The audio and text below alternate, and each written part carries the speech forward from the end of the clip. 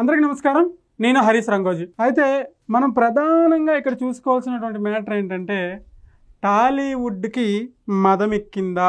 సింపుల్గా మన లాంగ్వేజ్లో చూసుకుంటే తెలుగు చలనచిత్రానికి బలుపు ఎక్కువయిందా అని మాట్లాడుకోవచ్చు. ఎందుకు హరీష్ అంత స్ట్రాంగ్గా మాట్లాడుతున్నావు అంటే, గత హయాంలో అంటే మీకు బెదిరిస్తే, మిమ్మల్ని ధమ్కి ఇస్తే వెళ్ళి కలుస్తారు, వెళ్ళి మాట్లాడతారు, వెళ్ళి ఒంగొంగి దండాలు పెడతారు. కార్లు ఎక్కడో కిలోమీటర్ల దూరంలో పెట్టేసి కిలోమీటర్లు వెళ్ళి ఒంగొంగి దండాలు పెడతారు. ఇప్పుడు వచ్చి కలడానికి ఏమైనా మనకి వద్దులే, మాటలు వస్తే మళ్ళీ అనవసరంగా ఫీల్ అవుతారు చాలామంది. ఎందుకు ఈ మాట అన్నాను అంటే, ఎందుకు ఇంత సీరియస్గా మాట్లాడాల్సి వచ్చిందంటే, తెలుగుదేశం పార్టీ స్థాపించింది ఎవరండి? నందమూరి తారక రామారావు గారు. ఆయన ఒక తెలుగు చలనచిత్ర పరిశ్రమ బిడ్డ. అంతేకాకుండా తెలుగు చలనచిత్రానికి ఒక పేరు తెచ్చినటువంటి మహానుభావుడు. అలాంటి ఆయన పెట్టినటువంటి పార్టీ. ఓకే, చలనచిత్రంలో అంటే సినీ పరిశ్రమలో కొంతమంది వైసీపీకి సపోర్ట్ చేసిన వాళ్ళు ఉంటారు, కొంతమంది టీడీపీకి సపోర్ట్ చేసిన వాళ్ళు, కొంతమంది వేరే వేరే పార్టీలకు సపోర్ట్ చేసిన వాళ్ళు ఉంటారు. కానీ ఆయన సినిమా వ్యక్తి కదా, ఆయన పెట్టింది పార్టీ కదా. అంతేకాకుండా తెలుగు జాతి ఖ్యాతిని పెంచినటువంటి మహానుభావుడు ఆయన లేడు. ఆ పార్టీని చంద్రబాబు నాయుడు గారు ప్రజల్లో దిగ్విజయంగా తీసుకెళ్లి రాష్ట్రాన్ని అభివృద్ధి చేయడానికి ఆయన వంతైన కృషి చేస్తున్నాడు. అంతకుతోడు తెలుగు చిత్రానికి సంబంధించిన వాడే హీరో బాలకృష్ణ గారు తెలుగు చలనచిత్రంలోనే ఉన్నారు కదా. మీకు వెళ్ళి కలవడానికి అంటే పవన్ కళ్యాణ్ గారు సీరియస్గా మాట్లాడి, పవన్ కళ్యాణ్ గారు సీరియస్గా తీసుకుంటే తప్ప మనం వెళ్ళి స్వతహాగా కలిసే పరిస్థితి లేదు తెలుగు చలనచిత్రంలో.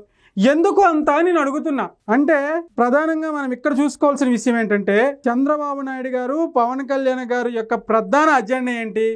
ఆంధ్రప్రదేశ్కి తెలుగు చలనచిత్రం రావాలి, సినిమా పరిశ్రమ రావాలి, ఆంధ్రప్రదేశ్లో కూడా ఉపాధి కల్పన జరగాలి అని ఆశించడంలో ఏమైనా తప్పు ఉందా చెప్పండి? ఆబ్వియస్లీ తెలంగాణలో సినిమా పరిశ్రమ ఉంది, తెలంగాణలో ఉండని, ఆంధ్రాలో కూడా ఉండాలి కదా పరిశ్రమ, ఆంధ్రాలో కూడా పెట్టాలి కదా. ఎందుకు ఎవరు వెళ్ళట్లేదు?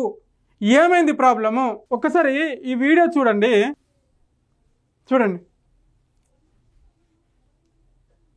ఒంగొంగి దండాలు పెట్టించుకొని నేను చిరంజీవి గారిని అక్కడ వ్యతిరేకించట్లేదు, లేకుంటే అక్కడ ఉన్నటువంటి హీరోలు వ్యతిరేకించట్లేదు.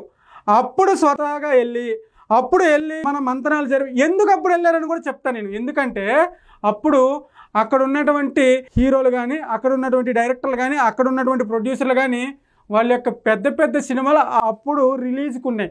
అప్పుడు టిక్కెట్ల రేట్లు ఏం చేశారు? 15 రూపాయలు, 20 రూపాయలు, 50 రూపాయలు అలా టిక్కెట్ల రేట్లు ఆంధ్రాలో తగ్గించారు. అది చూసి భయపడి వెళ్ళి కలిసి మాట్లాడి రావడం జరిగింది. స్వతహాగా ప్రభుత్వం ఏర్పడిన తర్వాత ఆంధ్రప్రదేశ్కి మా వంతు సాయం మేము చేస్తాం, మా వంతు తెలుగు పరిశ్రమ వంతు సాయం మేము చేస్తాం, అభివృద్ధిలో పాలు పంచుకుంటామని చెప్పేసి డైరెక్ట్గా చంద్రబాబు నాయుడు గారు కానీ, అంతెద్దుగబ్బా ఉప ముఖ్యమంత్రి పవన్ కళ్యాణ్ గారు ఉన్నారు కదా, ఆయనతో మాట్లాడున్నా అయిపోతుండే కదా. ఎందుకు ఎవరైనా కలలేదు అంటే, పవన్ కళ్యాణ్ గారు సీరియస్ తీసుకుంటే కలిశారు అని అంటున్నారు, కానీ కలిసినట్టు ఇక పూర్తి ఇన్ఫర్మేషన్ మన దగ్గరికి రాలా. కలిస్తే వెళ్ళనుకుంటు ఇప్పటికైనా పవన్ కళ్యాణ్ గారు 2 చేవాట్లు పెట్టిన తర్వాత కలిస్తే ఓకే, ఇప్పటికైనా బుద్ధి వచ్చిందిరా అని. కానీ నా లాస్ట్ పాయింట్ ఏంటంటే, ఎవరైనా ఆంధ్రప్రదేశ్ అభివృద్ధిని ఫస్ట్ ప్రధాన అంశంగా పెట్టుకోవాలి.